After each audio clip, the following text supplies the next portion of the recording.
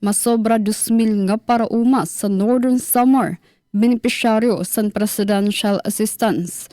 Pamatian tan detalye sa akon report. Radyo Pilipinas. Radyo Pilipinas. Report. Masobra 2,000 nga mga parauma nga rehistrado sa RSBSA tikang sa mga bunto San Catarman, Bubon ug Mondragon sa probinsya sa Northern Samar ang kumarawat bulig pinansyal ilarom sa Presidential Assistance for Farmers and Fisher Folks Program ginpaunahan sa Department of Agriculture kasugbong ang gobyerno probinsya sa Northern Samar ug mga lokal nga gobyerno ang distribusyon san ayuda.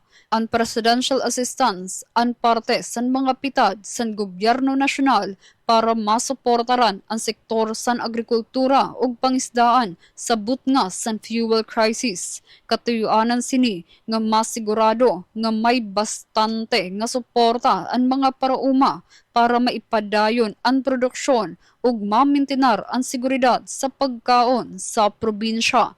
Ginalauman liwat nga mas damo pa nga mga parauma tikang sa iba pa nga mga bungto sa probinsya ang makakarawat sa kapareho nga bulig sa mga masunod nga adlaw.